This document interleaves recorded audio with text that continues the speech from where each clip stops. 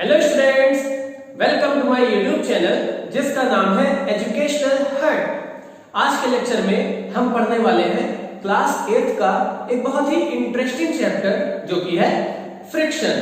तो चलिए स्टार्ट करते हैं।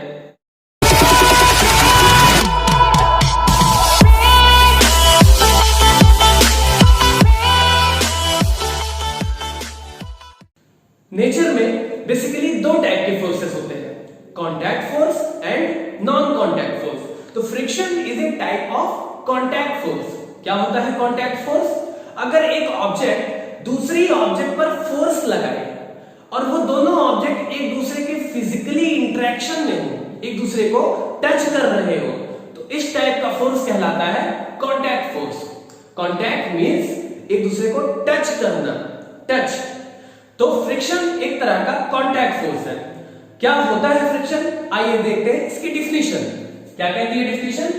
If an object moves on a surface, the surface applies a force on the object in the opposite direction of motion, this force is called friction.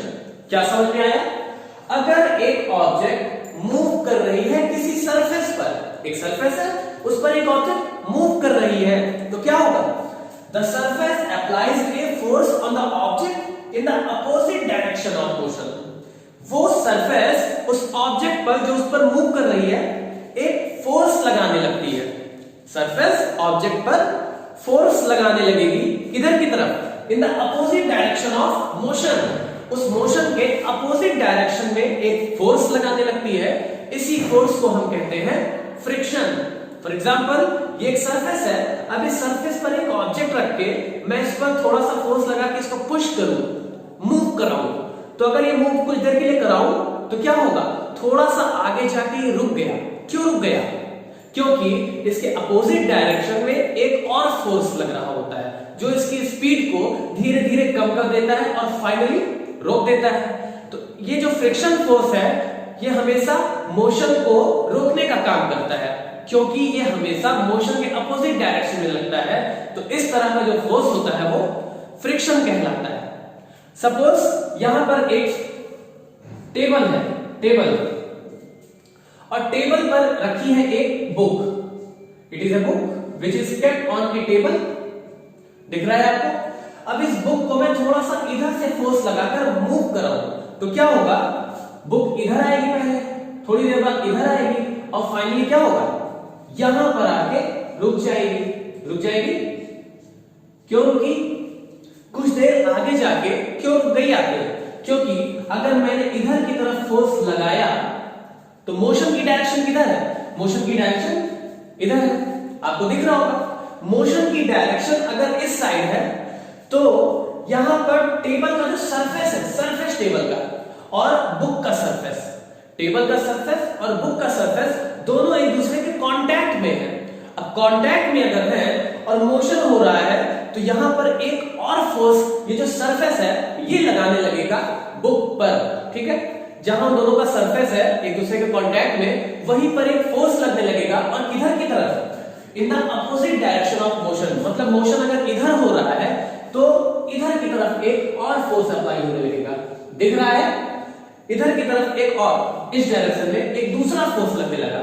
हमने force लगाया, motion की direction इस side, और जो surface है वो एक दूसरा फोर्स लगाएगा, उसकी डायरेक्शन इस मोशन की डायरेक्शन के अपोजिट होगी, मींस इधर की तरफ होगी। यही कहलाएगा फ्रिक्शन। ये जो दूसरा फोर्स अराइज हुआ इसमें सरफेस के बीच में, जो मोशन की डायरेक्शन के अपोजिट लग रहा है, वही है फ्रिक्शन। समझ में आया? कुछ प्रॉपर्टीज देखते हैं फ्रिक्शन की। पहला है it always opposes the motion of an object. ये हमेशा किसी ऑब्जेक्ट की मोशन को अपोज करेगा। जैसे अगर मैं इस बार इस बुक को, मान लो ये बुक है, इट इज अ बुक, अब इसको मत देखिए, ये बुक है और मैं इधर की तरफ से फोर्स लगाऊं, दूसरी डायरेक्शन से फोर्स लगाऊं, तो अगर मैंने इधर की तरफ से फोर्स लगाया, बुक यहां पर आ जाएगा, थोड़ी देर बाद चल के इधर आ जाएगा और फिर क्या होगा? रुक जाएगा। तो चाहे मैं इधर से फोर्स लगाऊं तो कुछ देर बाद आगे जाकर रुका था, अब कि मैं उधर से फोर्स लगा रहा हूं तब भी कुछ देर बाद आगे जाके रुक गया। अब की इस कंडीशन में मोशन की डायरेक्शन देखिए इस साइड है, यह है मोशन की डायरेक्शन, ठीक है, मोशन की डायरेक्शन इधर, तो फ्रिक्शन किधर लगेगा, एक और दूसरा फोर्स लगेगा जो कि इसको इधर की तरफ करने की कोशिश करेगा। अब इधर से एक फोर्स लग रहा है, एक फोर्स इधर से, तो दोनों का रिजल्टेंट क्या हो जाएगा, एक दूसरे को कैंसिल कर देगा और बुक फाइनली रुक जाएगी। तो यहां से समझ में आया कि फोर्स, जो फ्रिक्शन फोर्स होता है, उसकी डायरेक्शन हमेशा मोशन के अपोजिट होती है, हमेशा मोशन का वो अपोज करती है।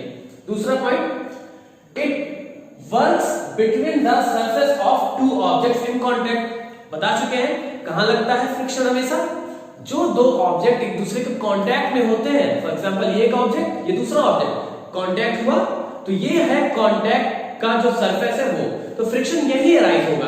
आप अपने हाथों को रब करिए तो फ्रिक्शन फोर्स अराइज होता है, तो फ्रिक्शन जो लगता है उसके कारण हीट प्रोड्यूस होती है। हीट आप करके देख सकते हैं, तो हीट कहां प्रोड्यूस हुई, दोनों सरफेस के बीच में जहां कांटेक्ट है, तो फ्रिक्शन कहां अराइज होगा, it works between the surfaces of two objects in contact.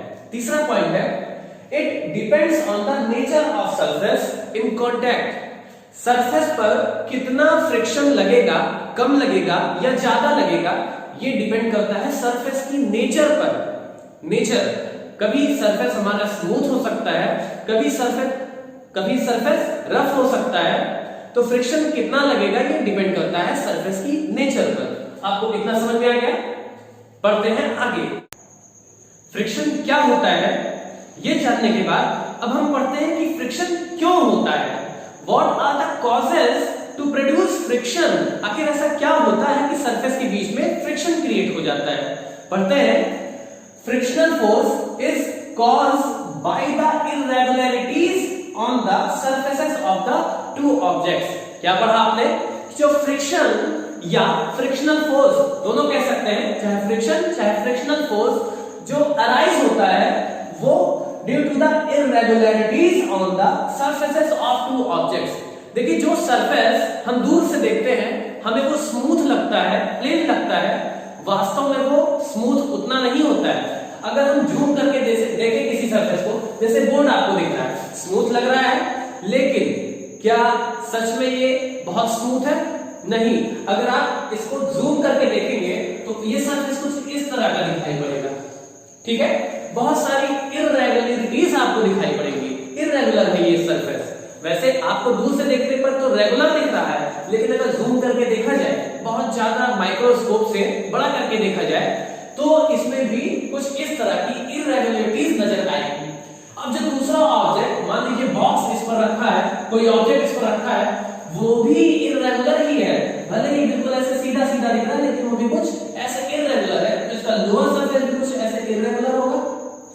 तो जिस सरफेस पर रखा है वो भी इररेगुलर, और जो ऑब्जेक्ट रखा गया है उसका भी सरफेस थोड़ा बहुत इररेगुलर होता है।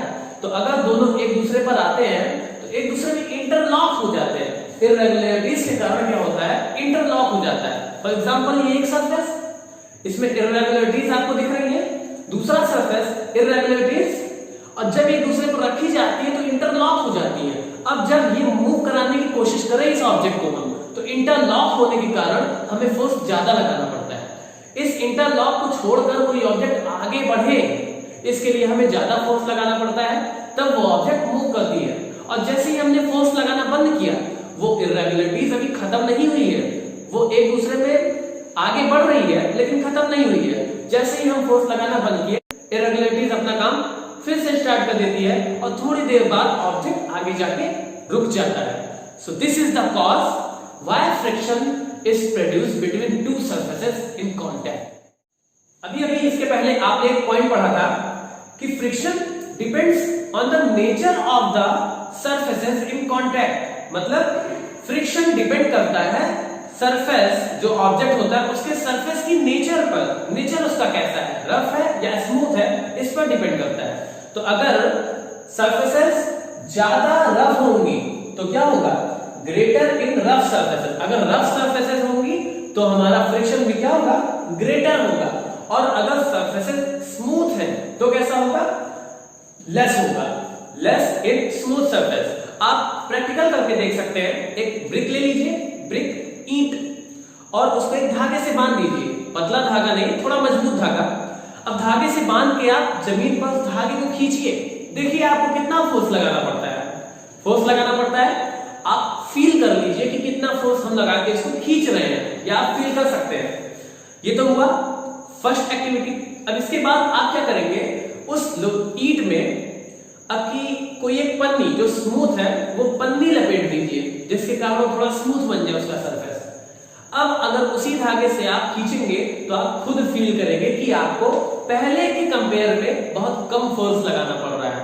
अब जो है फ्रिक्शन वहां पे कम हो जाता है, तो मोशन का विरोध भी कम करता है वो, इसलिए आसानी से वो ईंट खिसक आती है। तो आप समझ गए हैं कि अगर रफ सरफेस होगा तो फ्रिक्शन ज्यादा लगेगा, और स्मूथ सरफेस होगा तो फ्रिक्शन कम लगेगा। Is that clear? फ्रिक्शन का हमारी डेली लाइफ में बहुत ज्यादा इफेक्ट पड़ता है। बहुत सारे केसेस में तो फ्रिक्शन हमारे लिए बहुत यूजफुल है, लेकिन वहीं दूसरी ओर फ्रिक्शन के कारण हमें कभी कभी बहुत सारी परेशानियां भी झेलनी पड़ती हैं। मतलब फ्रिक्शन के कुछ एडवांटेज भी हैं और कुछ डिसएडवांटेज भी हैं। तो अब हम पढ़ते हैं क्या क्या फ्रिक्शन के एडवांटेज और डिसएडवांटेज हो सकते हैं। तो सबसे पहले बात करते हैं हम एडवांटेज की। पहला एडवांटेज है वॉकिंग ऑन ए फ्लोर, मतलब फ्रिक्शन के कारण ही हमारा जमीन पर चलना संभव हो पाया है। अगर फ्रिक्शन ना होता तो हम नहीं चल सकते थे जमीन पे। सपोज कीजिए कोई एक फ्लोर है और फ्लोर पर कहीं से किसी ने ऑयल गिरा दिया या बहुत सारा पानी पड़ा हुआ है, तो आप उस फ्लोर पर जाएंगे तो क्या होगा, स्लिप कर जाएंगे, और स्लिप कर गिर जाएंगे। तो क्या आप सही से उस पर चल पाएंगे? नहीं। तो हम फ्लोर पर सही से चल सके बिना गिरे, इसके लिए फ्रिक्शन बहुत जरूरी है। दूसरा point, holding object in your hands. किसी भी ऑब्जेक्ट को अगर अपने हाथ में पकड़िए तो ये जो होल्डिंग कैपेसिटी है फ्रिक्शन के कारण ही पॉसिबल हो पाई है। अगर कोई ऑब्जेक्ट में बहुत ज्यादा ग्रीस या ऑयल लगा है और अगर हम उसे होल्ड करें तो स्लिप करने लगती है, स्लिप। तो फ्रिक्शन के कारण हम किसी ऑब्जेक्ट को पकड़ भी सकते हैं। Third point, writing on paper. अगर इसी बोर्ड पर या जिस कॉपी पर आप लिखते हैं, सपोज कीजिए वो तेल से भीग जाए, अब उसके बाद आप उस पे पेन चलाइए, क्या कुछ लिख पाएगा उस पे? नहीं। क्यों? ऑयल के कारण पेपर बहुत स्मूथ हो जाता है, उसमें रफनेस बिल्कुल खत्म हो जाती है। तो जब हम पेन उस पर चलाते हैं तो फ्रिक्शन कोई वर्क ही नहीं करता है और उस पर कुछ लिख नहीं पाते हैं। तो अगर हम किसी पेपर या बोर्ड पर लिखना चाहते हैं तो फ्रिक्शन हमें बहुत हेल्प करता है। अगर फ्रिक्शन नहीं होगा, इसी पर अगर हम ऑयल या ग्रीस लगा दें और उसके बाद हम इस पे लिखें तो कुछ लिखेगा ही नहीं। समझ में आ गई बात? चौथा पॉइंट, स्टॉप मूविंग व्हीकल। अगर कोई ऑब्जेक्ट मूव कर रहा है, जैसे कि गाड़ी, कोई व्हीकल आपकी मूव कर रही है, अब अगर वो कभी रुके ही ना तो क्या होगा? रुकना जरूरी है ना उसका। जिस डेस्टिनेशन पर हमें जाना है उस डेस्टिनेशन पर पहुंचकर उस गाड़ी को रोकना पड़ता है। तो गाड़ी को रोकने के लिए हम क्या करते हैं? We apply brakes. हमें ब्रेक लगाना पड़ता है। जब हम ब्रेक लगाते हैं तो ब्रेक के कारण व्हील जिस पर व्हीकल चल रही होती है और जो फ्लोर है उसके बीच में फ्रिक्शन बढ़ता है और गाड़ी रुक जाती है। तो अगर फ्रिक्शन ना होता, सपोज किसी एक बॉल लुढ़कते हुए जा रही है, अब फ्रिक्शन नहीं है तो ये कभी रुकेगी ही नहीं। बॉल अगर लुढ़क रही है और कुछ देर तक आगे जाके रुक जा रही है तो रुकने का कारण है फ्रिक्शन। समझ में आ गई बात? तो ये तो रही एडवांटेज है। फ्रिक्शन के क्या क्या डिसएडवांटेज है तो देखते हैं। Damages sole of shoes and grip of tyre. कभी आपने शूज को कभी पीछे से पलट के देखा है तो जो उसका सोल होता है उस सोल पर बहुत सारी ऐसी धारियां बनी होती है, उभार होता है। इस उभार के कारण जब हम जमीन पर चलते हैं तो फ्रिक्शन बढ़ जाता है और हमारे फिसलने की पॉसिबिलिटीज कम हो जाती है।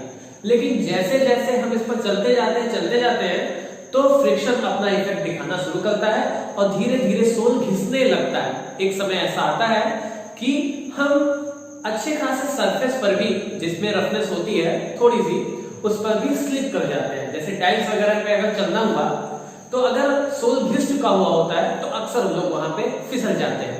दूसरा point, produces heat in machines. आप जानते हैं भारी भरकम मशीन जब चलती है, उसके व्हील रोटेट करते हैं, तो वहां पे भी फ्रिक्शन प्रोड्यूस होता है और बहुत ज्यादा मात्रा में, क्योंकि मशीनें बहुत ज्यादा टाइम तक चलती हैं, तो ज्यादा टाइम तक चलने के कारण मशीनों में फ्रिक्शन के कारण हीट प्रोड्यूस होने लगती है। अब जब हीट प्रोड्यूस हो जाती है तो उस मशीन को चलाने में हमें एक्सेस एनर्जी का लॉस करना पड़ता है, एक्सेस एनर्जी का यूज करना पड़ता है। जिस तरह सॉलिड्स में फ्रिक्शन लगता है, उसी तरह लिक्विड्स में भी फ्रिक्शन लगता है। जब किसी लिक्विड से भरे कंटेनर में कोई ऑब्जेक्ट डाली जाती है तो लिक्विड उस ऑब्जेक्ट पर फ्रिक्शन फोर्स लगाने लगती है। क्यों? ऑब्जेक्ट मूव कर रहा होता है और लिक्विड के कांटेक्ट में वो होता है। देखिए, एक कंटेनर में लिक्विड फिल है। अब कोई ऑब्जेक्ट अगर हमने इसमें डाला, ये एक ऑब्जेक्ट है, अगर हमने इस पे डाल दिया है ऑब्जेक्ट, तो क्या होगा? ऑब्जेक्ट इसमें मूव करेगी धीरे धीरे। अगर थ्रस्ट कम है तो ऑब्जेक्ट नीचे की तरफ आएगी, ये हुआ इसकी डायरेक्शन, मोशन की डायरेक्शन। अब ऑब्जेक्ट का कांटेक्ट लिक्विड से है, मतलब लिक्विड का सरफेस और ऑब्जेक्ट का सरफेस एक दूसरे के कांटेक्ट में है, तो लिक्विड ऑब्जेक्ट पर एक फ्रिक्शन लगाने लगती है। तो इस फ्रिक्शन को हम ड्रैग भी कहते हैं। क्या कहते हैं? Drag. The friction exerted by liquid on an object is called drag। तो यहां तक बात समझ में आ गई। अगला जो टॉपिक है वो है rolling friction and sliding friction के बीच में डिफरेंस। स्लाइडिंग फ्रिक्शन क्या है, रोलिंग फ्रिक्शन क्या है? नाम से क्लियर है। देखिए, अगर कोई ऑब्जेक्ट, जैसे एक टेबल है, टेबल पर अगर हम एक इंक्लाइंड प्लेन करते हैं, इंक्लाइंड प्लेन एक झुका हुआ तल, और इस पर कोई ऑब्जेक्ट यहां पर रख दें, तो क्या होगा? इंक्लाइंड प्लेन पर थोड़ा सा फोर्स ही लगाने पर, अगर ये पहले ऐसे रखा हुआ था सीधा सीधा, तब जो फोर्स हम लगाएंगे और यहां पे जो फ्रिक्शन प्रोड्यूस होगा ये है स्टैटिक फ्रिक्शन। ये स्टैटिक फ्रिक्शन। लेकिन अगर इंक्लाइंड प्लेन पर है ये ऑब्जेक्ट और अब इस पर हम फोर्स लगाएं तो ये इधर की तरफ आना शुरू हो जाएगा, फ्रिक्शन किधर की तरफ लगेगा, ये फ्रिक्शन की डायरेक्शन। अब आप ये दोनों एक्टिविटी अगर करके देखेंगे तो आपको खुद पता चलेगा कि इस कंडीशन में सेम डिस्टेंस ऑब्जेक्ट को ट्रेवल कराने में हमें ज्यादा फोर्स लगाना पड़ता है, जबकि स्लाइड करने में कम फ्रिक्शन लगाना पड़ रहा है। इसका मतलब जो स्लाइडिंग फ्रिक्शन है, स्लाइडिंग फ्रिक्शन,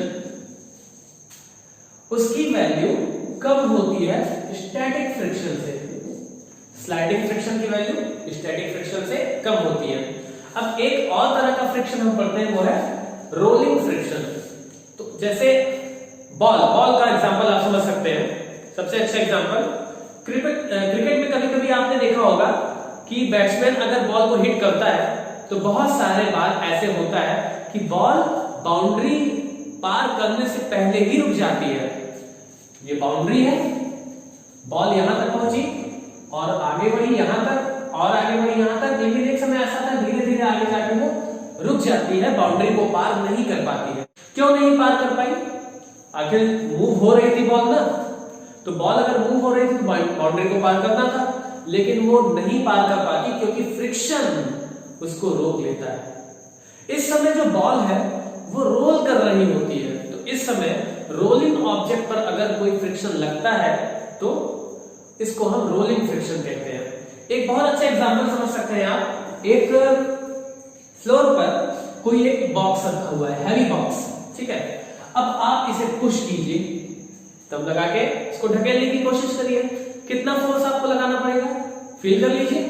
अब दूसरे टाइम्स इसी ऑब्जेक्ट में नीचे की तरफ व्हील्स लगा दीजिए, व्हील्स पहिए लगा दीजिए। अब जरा इसको ढकेलने की कोशिश करिए। कौन सा बॉक्स ढकेलने में आसान होगा? जिसमें व्हील नहीं लगा है, जिसमें व्हील लगा है? ऑफ कोर्स जिसमें आपने व्हील लगा दिया है उस बॉक्स को ढकेलना ज्यादा आसान होगा। भले ही दोनों का वेट सेम हो, दोनों बराबर बराबर हो, लेकिन जिसमें व्हील आपने लगा दिया है उसको पुश करना ज्यादा आसान होगा। कम फोर्स लगाने पर ही ये आसानी से मूव करेगा, क्योंकि इसमें फ्रिक्शन की वैल्यू लेस है, लेस फ्रिक्शन, और इसमें फ्रिक्शन की वैल्यू ज्यादा है। तो इसमें फ्रिक्शन की वैल्यू कम होगी। क्यों? क्योंकि अब ये ऑब्जेक्ट जो है वो खिसक नहीं रहा है, बल्कि इसके पहियों पर है ऑब्जेक्ट और वो पहिए रोल कर रहे हैं। तो इस तरह का जो फ्रिक्शन होगा उसको हम रोलिंग फ्रिक्शन कहते हैं, रोलिंग फ्रिक्शन। और रोलिंग फ्रिक्शन की वैल्यू सबसे कम होती है। रोलिंग फ्रिक्शन की वैल्यू स्लाइडिंग फ्रिक्शन से भी कम होती है। मतलब हमें सबसे ज्यादा फोर्स लगाना पड़ता है स्टैटिक फ्रिक्शन में, उससे कम फोर्स लगाना पड़ेगा स्लाइडिंग फ्रिक्शन में, और सबसे कम फोर्स लगाना पड़ेगा रोलिंग फ्रिक्शन में। बात क्लियर है? तो यहां तक खत्म होता है आपका चैप्टर फ्रिक्शन।